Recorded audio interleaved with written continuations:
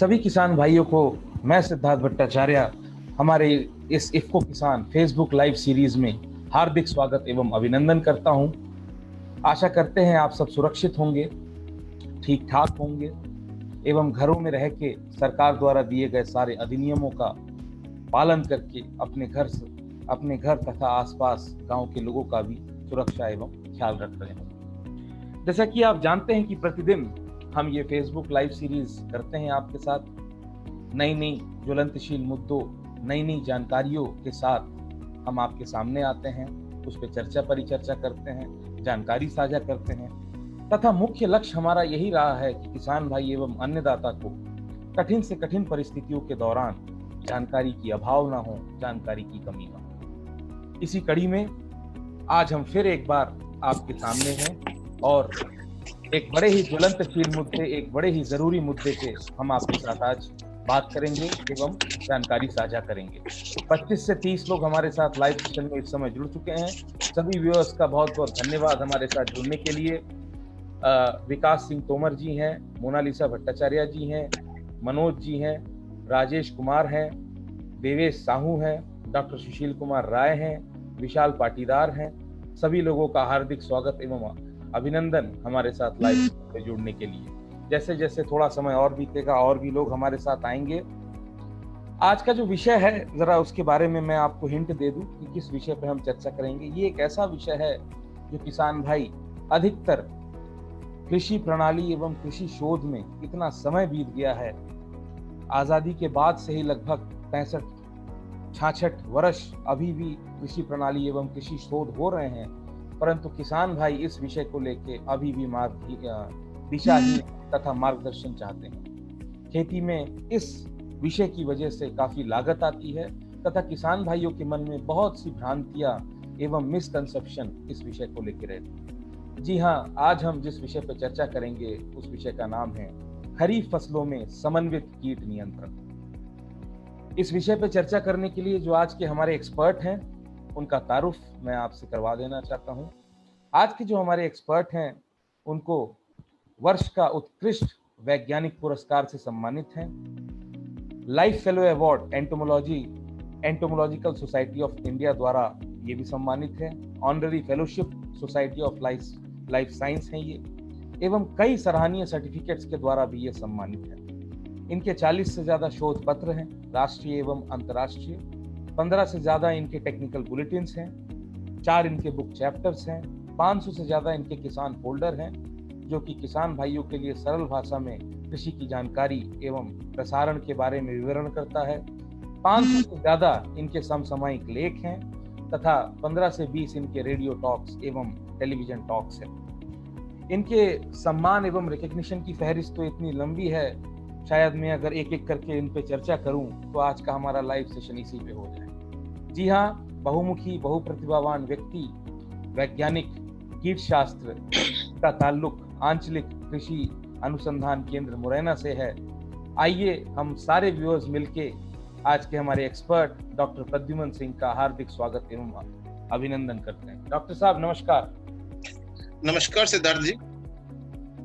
Doctor साहब बहुत बहुत स्वागत है हमारे इफ्को किसान फेसबुक लाइव सीरीज में तथा इफ्को किसान संचार की ओर से और हमारे फेसबुक में जुड़े हैं जितने भी किसान भाई हैं, व्यूअर्स हैं, सबकी तरफ से हार्दिक स्वागत एवं अभिनंदन। और हमारे सभी व्यूअर्स को, सभी दर्शकों को, जो भी हमारे किसान भाई जुड़े हुए हैं, उन सभी का मेरी ओर से हार्दिक अभिनंदन, स्वागत है। और मैं उनको धन्यवाद देना चाहता हूँ। डॉक्टर साहब हम लोग अभी जो है लाइव सेशन में जुड़ गए हैं। मैं आपको बता देना चाहता हूँ 30 से ज्यादा लोग लाइव सेशन में जुड़े हुए हैं। काफी आज का जो विषय है इसके बारे में बहुत कौतूहलता है लोगों में, बहुत क्यूरियोसिटी है क्योंकि बड़ा ही मुख्य विषय है खरीफ की नजरिए। जी सिद्धार्थ जी। तो आइए सबसे पहले मैं चाहता हूँ आप हमारे व्यूअर्स को मार्गदर्शक करें एवं प्रकाश डालें कि आज का जो विषय है इसकी पृष्ठभूमि क्या है तथा आने वाले खरीफ ऋतु में किसानों को किस तरह से खेतों की फसलों की तैयारी करनी पड़ेगी समन्वित कीट नियंत्रण को देखते हुए। इस पे जरा सा प्रकाश डालें। जी डॉक्टर साहब, ओवर टू यू। धन्यवाद सिद्धार्थ जी। सबसे पहले तो मैं अपने सभी जुड़े हुए श्रोताओं को, सभी दर्शकों को धन्यवाद देना चाहता हूं कि इतना अपना बहुमूल्य समय निकाल कर इस लाइव सेशन से जुड़े। सबसे पहले तो मैं जो जुड़े हुए लोग हैं, मैं उनसे ये कहना चाहता हूं कि आज मैं जो भी आप लोगों को यहाँ पर बताऊंगा, सभी वो कृषि कार्य से जुड़े हुए लोग हैं और किसानों से उनका संपर्क निरंतर होता रहता है। तो जो भी जानकारी यहाँ से आज वो लेकर जाएं, अपनी एक नैतिक जिम्मेदारी मानकर हमारे अन्नदाता किसानों तक अवश्य पहुंचे वो, क्योंकि हमारे यहाँ का किसान इतना जागरूक नहीं है कि वो इन सारी चीजों को उतने आसानी से उनके पास तक पहुंच जाए और उसको अपना पाए।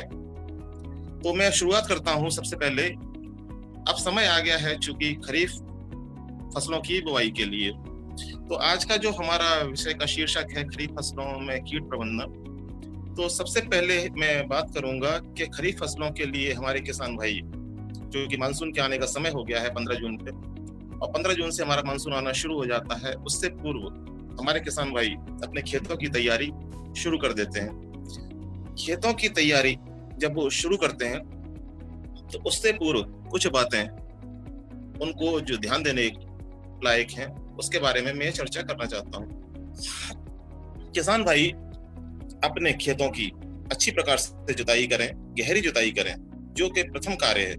उस गहरी जुताई के पीछे जो कारण है, वो मेन कारण ये है, जब हम गहरी जुताई खेतों की करते हैं तो गहरी जुताई करने से जमीन में छिपे हुए कीटों की जो सुसुप्तावस्था में कीट चला जाता है, उनके जो प्यूपा हम इस प्रकार से जाने कि कीट की जो प्यूपा से जो वयस्क निकलता है वो प्यूपा से ही निकलता है, जिसको हिंदी में शंखी बोलते हैं। फसल कटने के पश्चात वो सारी संखियां हमारी जमीन में निष्क्रिय अवस्था में चली जाती हैं। जब दोबारा से हमारा फसल की बुवाई का समय होता है और फसल जब वो परिपक्व अवस्था पे आती है, उस दौरान हमारे वो निष्क्रिय अवस्था के कीट निकलकर सक्रिय हो जाते हैं और हमारी फसल को नुकसान पहुंचाने लगते हैं। उन पर अंडे देने के पश्चात उसमें इल्लियां निकलती हैं और नुकसान पहुंचाते हैं। तो यहाँ पर ध्यान देने वाली बात यह है कि हम सभी लोग जो जुड़े हुए हैं कृषि कार्य से जुड़े हुए हैं, कृषि कार्य में या तो कोई बिजनेस कर रहा है या खेती से जुड़ा हुआ है, कुछ लोग एकेडमिशियंस हैं, तो सब जानते हैं कि गहरी जुताई कितनी महत्वपूर्ण है। अभी वर्तमान परिदृश्य की यदि मैं बात करूं तो हमारे देश पर टिड्डियों का बहुत ही भयंकर तरीके से खतरा आया हुआ, जिससे हमारे कई राज्यों को निपटना पड़ा और टिड्डियों ने इतना कोहराम मचाया कि हमारे किसानों की फसलें लगभग तबाह हो गई। सरकार के प्रयास उसमें काफी सार्थक रहे, सरकार ने उसको नियंत्रित करने में काफी सराहनीय भूमिका निभाई। हमारे कृषि कार्य से जुड़े हुए स्टाफ ने, चाहे कृषि विभाग रहा हो, चाहे विश्वविद्यालय रहे हो, सबने जिसका जो जो योगदान रहा उन सब ने दिया। अब मैं इसको गहरी जुताई से इस प्रकार से जोड़ना चाहता हूं कि टिड्डियां जब आक्रमण करती हैं तो इनका एक ही प्रमुख कार्य है, झुंड में चलना और झुंड में खाना, नुकसान पहुंचाना, और उसके पश्चात नर और मादा के द्वारा संभोग करने के उपरांत जमीन में अंडे देना मादा के द्वारा। अंडे देने के बाद जब उनका अंडा काल पूर्ण हो जाता है तो शिशु उसमें से निकलकर बाहर आते हैं, और एक निश्चित समय पर जब वो बाहर आते हैं तो जब सारे के सारे झुंड में मादा इस प्रकार अंडे जमीन में देने के बाद उसे मिट्टी से बंद कर देती हैं, फिर उसके बाद उसमें से जब शिशु निकल के बाहर आते हैं और वो झुंड में भोजन करने के बाद फसलों को खत्म करते हैं या फिर जो भी उन्हें वनस्पति मिलती है उसको नुकसान पहुंचाते हैं। इस प्रकार से लगभग बहुत सारे कीटों की प्रवृत्ति यही होती है कि फसल कटने के उपरांत उनकी निष्क्रिय अवस्थाएं शंखी चली जाती है। ये तो चूंकि हम टिड्डी की बात कर रहे हैं तो टिड्डी की अंडा अवस्था जमीन में रहती है। इसी प्रकार से ज्यादातर कीट, कोई शंखी, किसी के अंडे जो मृदा में देते हैं, जो भूमिगत कीट होते हैं वो मृदा में अंडे देते हैं। गहरी जुताई करने से हमारे किसान भाइयों को जो लाभ होता है प्रत्यक्ष, ये लाभ होता है कि इन प्यूपाओं से जो वयस्क निकलेंगे भविष्य में, जैसा कि मैं अभी पूर्व में बता चुका, इनसे जो वयस्क निकलेंगे और इनसे वयस्क निकलने के पश्चात नर और मादा संभोग करने के उपरांत हमारी जो फसल पर अंडे देंगी, उससे हमारी छोटी छोटी इल्लियां बाहर आएंगी और हमारी फसल पर भक्षण करने के उपरांत वो फिर से वयस्क बनेंगी और फिर इस प्रकार से वो उनका चक्र चलेगा। जब तक फसल रहेगी तब तक वो उसको फसल को नुकसान पहुंचाएगी। उसके उपरांत फसल कटने के उपरांत उसकी शंखी अवस्था फिर से दोबारा से भूमि में चली जाएगी। गहरी जुताई करने के पीछे किसान को लाभ ये है कि ये जो शंखी अवस्थाएं या अंडा अवस्थाएं जो भी हमारे हानिकारक कीटों की जमीन में होंगी, वो तेज धूप में, चूंकि इस समय मई जून का समय ऐसा होता है कि इसमें तापमान सबसे अधिक रहता है, 48 डिग्री तक पहुंच जाता है हमारा तापमान, तो अंडा और शंखी अवस्थाएं ऊपर, मृदा के ऊपर आकर तेज धूप में वो अवस्थाएं नष्ट हो जाती हैं। इतने तापमान में वो सरवाइव नहीं कर पाएंगी, जीवित नहीं रह पाएंगी और वो नष्ट हो जाती हैं। तो इससे भविष्य में क्या होगा कि जो हमारी फसल को नुकसान पहुंचाने वाले कीट है, उनकी संख्या आशातीत तरीके से कम हो जाएगी और भविष्य में जो किसान को उनकी पर कीटनाशकों का जो प्रयोग करना है, जो खर्चा करना है, वो उस खर्चे से वो बच सकता है। दूसरा मित्रों, इसमें एक चीज और है, कुछ मृदा जनित फफूंद जो होती हैं, उन फफूंद के द्वारा जो कि हमारी फसलों को रोग भी नुकसान पहुंचाते हैं। इन रोगों की ज्यादातर फफूंद हमारी जमीन से ही विकसित होती हैं, कुछ हवा से आती हैं, कुछ जल से आती हैं, परंतु जो रोग मृदा जनित फफूंदों से होते हैं, वो फफूंद हमारी मृदा में रहती हैं और नमी के द्वारा जमीन में वो बढ़ती रहती है।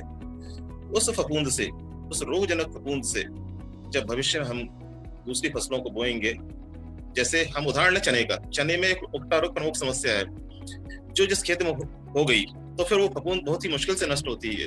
किसान भाई यदि हमारे ऐसे खेतों की गहरी जुताई करके मिट्टी पलटने वाले हल से यदि उस मिट्टी को ऊपर कर देंगे, तो जो उसके अंदर रोग फैलाने वाली फफूंद होगी वो तेज धूप में जीवित नहीं रह पाएगी, फफूंद नष्ट हो जाएगी और हमारे रोगों की तीव्रता या प्रकोप जिसको हम कहें, वो काफी हद तक हमारा कम हो सकता है। इसके क्रम में आगे मैं एक बात करता हूँ दीमक उपचार की। हमारे किसानों के लिए दीमक भी एक बहुत बड़ी समस्या बनी हुई है। खेतों में दीमक यदि लग जाए या जहां पर भी हमारे किसान भाई उसको ध्यान नहीं दे पाते, खेतों के आसपास जहां पर भी हम उनको बामियां मिले, खेतों के आसपास जो बामी होंगी उनको तोड़ दें और उनको तोड़ने के उपरांत हमारे धूम्रक आते हैं बाजार में, तो धूम्रक को लेके, धूम्रक से तात्पर्य ये है वो कीटनाशक जिनमें से गैस निकलती है, जैसे इथाइल ब्रोमाइड या सेल्फोस, आजकल गोली के फॉर्म में ना आके गोली के फॉर्म में केवल वेयर हाउस वालों को उपलब्ध है, बाजार में वो पाउच के रूप में उपलब्ध है सेल्फोस। उनके पाउच को उसमें डाल के ऐसे कीटों को हम मार सकते हैं, या जब पानी में कीटनाशक को घोल के ऐसी बामियों में डाल के उन बामियों को ऊपर से मिट्टी से बंद कर दें। उस समय पश्चात उनके जो दीमक के निकलने की मात्रा है वो कम हो जाएगी। सबसे अच्छा उपचार मित्रों ये है इसका कि जहां पर भी बामियां हो, जहां बड़ी बामी हो या और भी बामियां हो, उनको तोड़ के नष्ट करें, उनकी गहरी खुदाई करें। उस गहरी खुदाई में क्या होगा कि उनके नीचे एक रानी कक्ष होता है, जिस रानी कक्ष में एक रानी रहती है जो जीवन में एक बार नर से संभोग करने के उपरांत पूरे जीवन भर अंडे देती है। तो उसका एक ही काम होता है कि वो निरंतर केवल और केवल दीमक ही पैदा करती है जब तक रहेगी। सामान्य दीमक से साइज में काफी बड़ी होती है और उसके द्वारा पूर्ण जीवन काल में हजारों लाखों की तादाद में अंडे दिए जाते हैं, जिनसे शिशु पैदा होते हैं, शिशु से वयस्क बनते हैं। अगर हम इस दीमक का रासायनिक कीटनाशक से उपचार करना चाहते हैं तो इसके लिए बाजार में, वैसे तो जनरली सामान्य तौर पर हम क्लोरपाइरिफॉस का उपयोग करते रहे हैं, परंतु बाजार में एक नया कीटनाशक आया है जिसका नाम है इमिडाक्लोपिरिड, जिसको हम विशेष तौर से फसलों में रस चूसने वाले कीटों के लिए उपयोग करते हैं। परंतु दीमक के लिए इसका 30 cc की मात्रा बाजार में उपलब्ध है, जो टर्माइटिसाइड के नाम से ही उपलब्ध है। उसकी 1 लीटर मात्रा 400 लीटर पानी में मिलाकर यदि खेत में हम उसको या तो पानी के जब सिंचाई करें उस समय लगा दें, या फिर हम उसको पंप के द्वारा छिड़काव कर दें, उससे होगा क्या है, ये दीमक जब इसके संपर्क में आएगी, एक दीमक इसके संपर्क में आने के बाद जब दूसरे दीमक के संपर्क में आएगी, तो वो जिस दीमक के संपर्क में आएगी, इन्फेक्टेड हुई दीमक, वो सारी दीमक को संपर्क में लेने के बाद उसको नष्ट कर देगी। ये इस इमिडाक्लोपिरिड 30 cc की खास बात है। तो मित्रों, ये तो ही दीमक उपचार की बात। इसके बाद हम बात करते हैं खेत की तैयारी के लिए खाद की। खाद में मैं इस समय चर्चा करना चाहूंगा गोबर की खाद की। हम सभी जानते हैं, जब से हमारी खेती का मशीनीकरण हुआ है तब से जानवरों का रखना किसानों ने कम कर दिया है। बैल तो लगभग समाप्त ही हो गए, किसान बैलों को तो उन्होंने रखना बंद ही कर दिया है। इसके कारण से एक समस्या ये उत्पन्न हुई है कि किसानों के पास गोबर की खाद पर्याप्त मात्रा में उपलब्ध नहीं है। चूंकि हमारी फसल पद्धति इस प्रकार की है कि हम निरंतर फसल ले रहे हैं और एक के बाद एक निरंतर फसल ले रहे हैं, रासायनिक खादों का उपयोग कर रहे हैं, जिससे हमारी जो मृदा की वास्तविक संरचना है, मृदा में जो ह्यूमस है, कार्बनिक पदार्थ की मात्रा निरंतर कम होती चली जा रही है और मृदा की उर्वरता लगातार कम होती चली जा रही है। इस मृदा की उर्वरता कम होने से उत्पादकता भी निरंतर घटती चली जा रही है, क्योंकि किसी भी चीज की एक क्षमता होती है, उससे अधिक हम उससे उत्पादन नहीं ले सकते। उसके पीछे कारण ये है कि जो हमारी पारंपरिक खेती होती थी उसको हम भूलते चले जा रहे हैं और हम रासायनिक खेती अधिक उत्पादन के कारण से उसको हम अपनाते चले जा रहे हैं। उसकी वजह से हमारी मृदा में ह्यूमस की कमी होती जा रही है। तो इसके लिए सबसे पहले हमको गोबर की खाद को मृदा में डालने की अत्यधिक आवश्यकता है। गोबर की खाद किसान भाई जिनके पास जानवर हैं, जानवरों को किसान भाई अवश्य रखें। बैल न रखें तो दुधारू पशुओं को तो अवश्य रखें, जिससे किसानों को गोबर उपलब्ध होगा और उस गोबर को भूरे पर या कहीं पर भी गड्ढे में एकत्रित करते रहें। जब वो सड़कर खाद बन जाए तब उसको खेतों में डालें वर्षा से पूर्व, और जुते हुए खेत में, जिससे कि पूर्व में हमने बताया गहरी जुताई करने के उपरांत खेतों में डाल दें उसको। और जब बरसात होने के बाद जब पहली जुताई करने जाएं तब हमारे गोबर की खाद पूरे खेत में मिल जाएगी, जिससे वो हमारी गोबर की खाद से हमारी मृदा में संरचना में सुधार होगा और गोबर के द्वारा जो मृदा में एरेशन होता है, जिसको हम कहते हैं, जिसमें वायु संचार, वो हमारा प्रॉपर तरीके से होगा। और भविष्य में जो पौधे या हम खरीफ की फसलें लगाने जा रहे हैं उसके जड़ों की बढ़वार जब अच्छी होगी तभी पौधा स्वस्थ होगा, अन्यथा पौधा हमारा कमजोर होगा और उसमें दूसरे प्रकार के रोग भी उसमें लग सकते हैं। खाद बनाने के लिए मित्रों, ये जो साधारण भूरे पर डालने वाली हमारा जो विधि है वो तो सभी जानते हैं। उसके अलावा यदि किसान भाई जो करना चाहें, केंचुआ खाद को भी उसको शेड बना के गोबर की खाद को डाल के केंचुए ला के उस गोबर की खाद को भी बना सकते हैं। कुछ लोग नाडेप टांके का भी उपयोग कर सकते हैं।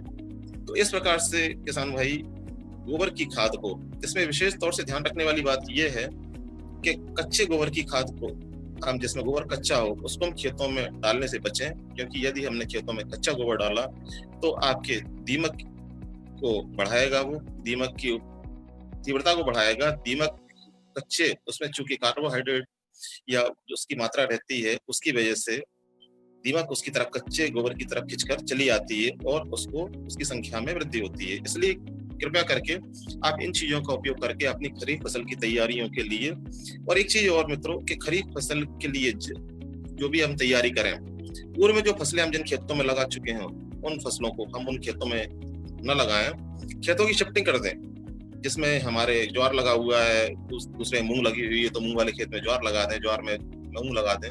इस तरह से एक ही खेत में एक ही फसल न लें। इससे होगा क्या कि जहां नाइट्रोजनस हमारे पदार्थों की आवश्यकता होगी, जिससे हमारी दलहनी फसलें हैं, मूंग, उड़द, सोयाबीन या दूसरी जिसकी जड़ों में ग्रंथियां होती हैं, जिसमें नाइट्रोजन जमीन में लाने की क्षमता होती है दलहनी फसलों में। ऐसे जब ऐसे खेतों में फसल लगाई जाती है जिनमें पहले से हमारी दलहनी फसल लगाई हो, तो उसमें नाइट्रोजन की मात्रा कम होती है। इसलिए ऐसे फसलों में हमारी दूसरी फसलें लगाएं। और नाइट्रोजनस जो हमारे फर्टिलाइजर है उन फसलों को बिल्कुल भी उपयोग न करें जिनमें हमारी दलहनी फसलें लगी हुई, उनमें मात्रा, चूंकि उनकी जड़ों में नोडल्स होते हैं, गठाने होती हैं, उसमें बैक्टीरिया होता है जो हमारी वायुमंडल में उपलब्ध नाइट्रोजन को वायुमंडल से लाकर जमीन में स्थिर करता है, जो हमारी फसलों के लिए भविष्य में उपलब्धता करती है। इसलिए किसान भाई इन चीजों को ध्यान रखें और आने वाले समय में अपनी खरीफ फसलों की तैयारी के लिए बताए गए उपायों को अपनाएं, उसी प्रकार से तैयारी करें। जी सिद्धार्थ जी।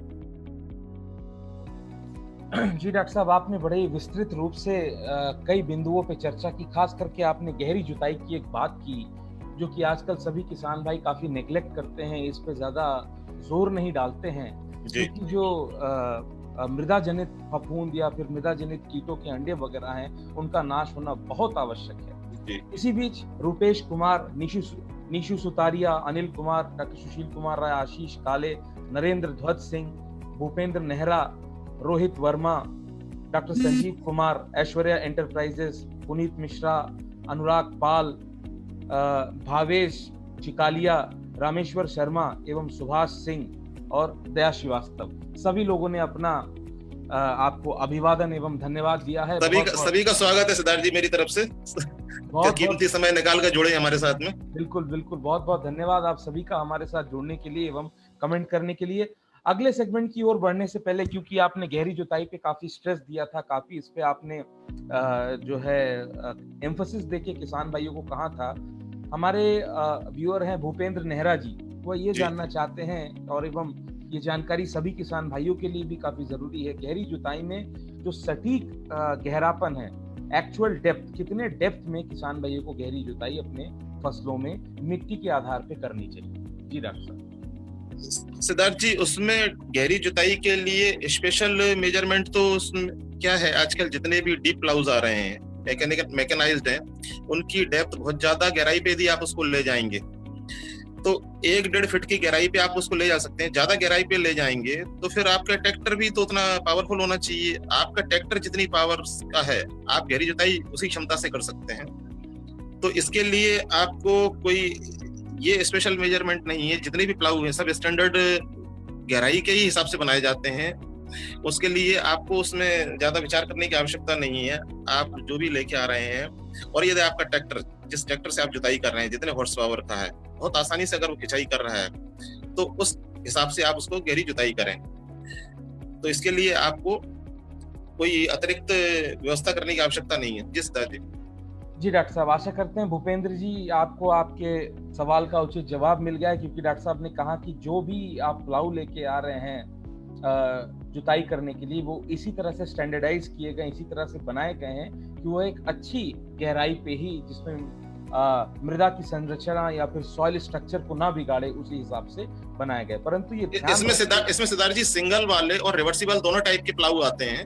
तो जो रिवर्सिबल जो आते हैं वो दोनों डायरेक्शन से पलट कर जुताई करते हैं, वो उसको आपको वापस उस तरह से करने की जरूरत नहीं होती है। वो चूंकि महंगे आते हैं, और सिंगल वाले जो आते हैं वो सस्ते आते हैं। जैसा भी जिसका बजट अलाउ करे उस तरह से आप उसको प्लाऊ को उपयोग कर सकते हैं। बिल्कुल बिल्कुल, परंतु सभी किसान भाई ये ध्यान रखिए कि एक ही परत पे, एक ही मिट्टी पे लगातार एक ही गहराई पे जुताई करने से बचे, क्योंकि फिर जो है एक कड़ी परत बन जाती है, हार्ड पैन जिसे हम कहते हैं, तो इससे बचें। डॉक्टर साहब, लोगों के बीच में काफी उत्सुकता है, काफी कौतूहलता है। भूपेंद्र नेहरा ने धन्यवाद दिया है आपको आपके सवाल के जवाब के लिए। डॉक्टर संजीव कुमार ने कहा है वेरी गुड डिस्क्रिप्शन। डॉक्टर दया श्रीवास्तव हमारे साथ जुड़े हैं, बहुत बहुत धन्यवाद। श्रवण राजपूत जी, देवेश साबू जी ने पहले थोड़ा सा पूछा था कि क्या धान पे चर्चा होगी। देवेश साबू जी क्षमा चाहते हैं, धान के ऊपर हमने पिछले 1-2 सेशन किए हैं, आप हमारे पुराने जो है वीडियोस को देख सकते हैं हमारे इफ्को किसान पेजेस पे। आज हम जो है कीट नियंत्रण पे मुख्यतः बात करेंगे। अगले सेगमेंट की ओर बढ़ने से पहले, क्योंकि डॉक्टर सुशील कुमार राय हैं जो हमारे बड़े ही प्रबल व्यूअर हैं और काफी किसानों के बिहाफ में ये सवाल पूछते हैं, तो ये जानना चाहते हैं कि जो आपने अभी दीमकों की बात की, दीमकों की आपने रासायनिक विधि से नियंत्रण के विषय में बताया, यदि कोई घरेलू तकनीक या फिर कोई जैविक नियंत्रण तकनीक है ये दीमकों से बचने के लिए, तो जरा उस पर प्रकाश डालें और हमारे डॉक्टर साहब के सवाल का जवाब दें। जी सिद्धार्थ जी, दीमक से बचने के लिए घरेलू उपचार उतने ज्यादा कारगर होंगे नहीं। समस्या क्या है कि हम जिस मॉडर्न खेती पे पहुंच चुके हैं, दीमक का जब प्रकोप होता है तो दीमक के प्रकोप की तीव्रता इतनी होती है कि यदि उसे हम जैविक कीटनाशियों से अगर हम उसको नियंत्रित करना चाहेंगे तो हमारा प्रयास उसका उतना ज्यादा सार्थक होगा नहीं, क्योंकि हम ये देख चुके हैं कि यदि हम नीम कीटनाशी को, हमारे पास जो जैविक कीटनाशी है वो एक बहुत ही सीमित मात्रा में है, उनकी उपलब्धता भी सीमित है, और ऐसे कीटनाशी हमें क्या है, यदि हम उसको जैविक कीटनाशी से नियंत्रित करने का प्रयास करेंगे तो न तो उतनी जल्दी वो नियंत्रित हो पाएगी और न ही उतनी ज्यादा कारगर हो पाएगी। हालांकि हमारा प्रयास हमेशा यही रहता है कि रासायनिक कीटनाशकों का उपयोग हम तब करें जब जैविक कीटनाशी हमारे सफल न हो, परंतु यहाँ पर इसके दीमक के लिए ऐसा जैविक कीटनाशी कोई हमारे पास उपलब्ध नहीं है जो दीमक को कंट्रोल कर पाए या दीमक के ऊपर प्रभावी नियंत्रण कर पाए। हम ये देखते हैं कि हम बार बार जैविक कीटनाशकों की बात करते हैं, लेकिन बहुत जगह हम जाके हमारी व्यवस्था हो जाती है कि हम उससे आगे बढ़ नहीं पाते हैं। तो अगर हम यहाँ जैविक कीटनाशकी के द्वारा इसको उपयोग, और हमने ये भी देखा है कि हम जो रासायनिक कीटनाशकों के द्वारा दीमक को नियंत्रित करने का प्रयास भी किया है, लेकिन दीमक हमारी फिर उन्हें बार बार आ जाती है। उसका कारण ये है कि हम उसकी जड़ को खत्म नहीं करते, उस रानी दीमक को। दीमक ऊपर खत्म हो जाएगी आपकी, उसके जो वर्कर्स हैं जो बाहर टर्माइट्स बनाते हैं उसमें भी उनका चूंकि सोशल स्ट्रक्चर है, रानी है, नर है और उसके वर्कर्स हैं, तो इस तरह के तो वर्कर्स खत्म हो जाएंगे, लेकिन जो मेन प्रोड्यूसिंग उनका चैम्बर है जहां पे रानी एग लेइंग कर रही है, जब तक वो खत्म नहीं होगी तब तक दीमक आपकी खत्म हो ही नहीं सकती। इसलिए जैविक से उतना ज्यादा सार्थक होगा नहीं। अब जो इमिडाक्लोप्रिड मैंने आपको बताया था 30 का, वो एक कॉन्ट्रैक्ट है। एक दीमक, जैसे आपने मार्केट में एक हिट जेल आता है, आपने देखा उसका विज्ञापन कभी, कि एक इंसेक्ट जब दूसरे इंसेक्ट के संपर्क में आता है तो वो भी इन्फेक्टेड होता है, फिर वो वाला इंसेक्ट दूसरे इंसेक्ट के संपर्क में आता है, वो इन्फेक्टेड होता है, और फिर उसके बाद वो धीरे धीरे चेन बनती चली जाती है और लगभग सभी जो भी हमारी दीमक है वो खत्म हो जाती है। लेकिन चूंकि हमारे जैविक कीटनाशकों में इस प्रकार का मोड ऑफ एक्शन नहीं है, इसलिए वो चूंकि संपर्क में रह जाए, सरफेस पे रह जाता है। हम नीम कीटनाशी और दूसरे जैविक कीटनाशियों की चूंकि अगले सेगमेंट में बात करेंगे तब मैं बताऊंगा कि किसका क्या मोड ऑफ एक्शन है। अभी हम केवल इसकी इतनी ही बात करेंगे। तो ऐसा कोई जैविक कीटनाशी नहीं है जो दीमक के ऊपर प्रभावी ढंग से नियंत्रित कर पाए। जी सिद्धार्थ जी। जी डॉक्टर साहब, आशा करते हैं डॉक्टर साहब आपको आपके सवाल का उचित जवाब मिल गया हो। ऐसा कोई खास निराश होने की बात नहीं है, परंतु आज के समय में हम 100% 100% जैविक पे भी आधारित नहीं रह सकते, 100% रासायनिक पे भी आधारित नहीं रह सकते। इसका जो बीच का रास्ता है, जो हम हमेशा यही कहते हैं, एकीकृत कीट प्रबंधन, इंटीग्रेटेड पेस्ट मैनेजमेंट के ऊपर हमें बहुत ध्यान देना पड़ेगा कि एक संतुलित मात्रा में रासायनिक प्लस जैविक दोनों का समावेश करके हम अपनी कीटों एवं फसलों का प्रबंधन करें। डॉक्टर साहब, सवालों की फहरिस्त बहुत लंबी होती जा रही है। 30 से 35 लोग हमारे साथ लाइव सेशन में जुड़ रहे हैं।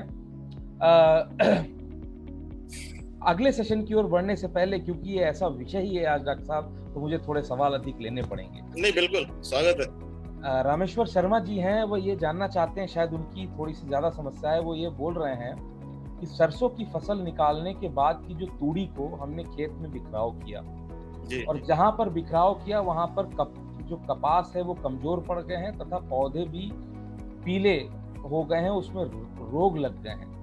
तो यदि आप इनके प्रश्न को समझ पा रहे, क्योंकि बहुत ज्यादा क्लैरिटी है नहीं। हाँ, नहीं, मुझे भी नहीं समझ में आ रहा सवाल उनका। ये थोड़ा सा आप रामेश्वर शर्मा जी क्षमा चाहेंगे, इसको थोड़ा सा और क्लैरिफाई करके आप लिखें कि आखिरकार समस्या क्या हुई है।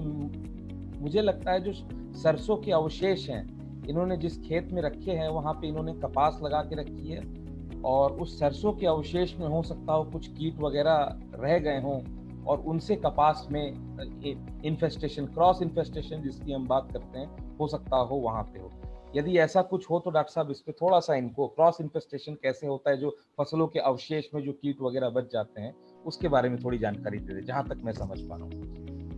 इन्फेस्टेशन की बात सिद्धार्थ जी ये है कि पहली बात तो हम जिसको क्लीन कल्टीवेशन बोलते हैं, सफाई के जिसकी हम बात करते हैं, जब हम फसल की अपनी तैयारी की बात करते हैं तो सबसे पहले हम क्लीन कल्टीवेशन की बात करते हैं। उसकी हम चर्चा हमने नहीं की क्योंकि समय अपने पास सीमित है। इसलिए कि जब भी हम बात करते हैं कि खेत की हम किसी फसल के लिए तैयारी करते हैं तो उसमें पुरानी फसल के अवशेषों को हम बीन कर, जैसे जो डंठल वगैरह टूट जो भी रह जाते हैं उनको बीन कर, जुताई करके, उनको खेतों से सफाई करके हम उनको जलाकर नष्ट कर देते हैं। उसका कारण ये है कि उसमें जैसे तना छेदक या दूसरे कीट जिनके अवशेष शंखी अवस्था, ज्यादातर उनकी जो शुष्कता अवस्था में जाती है, वो अवस्था भविष्य में जाके, जैसे मैंने मृदा की गहरी जुताई की बात की, उसी प्रकार से इन डंठलों में भी प्यूपा अवस्था रह जाती है, जो आगे आने वाली फसलों में इनमें से वयस्क कीट निकलकर फसलों को क्षति पहुंचाता है। तो पुरानी फसलों के अवशेष तो हमें आवश्यक रूप से जलाकर नष्ट कर ही देने चाहिए। अगर आपने सरसों की फसल कपास के क्षेत्र में रखी थी, वैसे तो एक बात आप निश्चित तौर से जान लें कि जो सरसों के कीट है वो सरसों को ही डैमेज करेंगे और कपास के जो कीट है वो कपास को ही डैमेज करेंगे, नुकसान पहुंचाएंगे।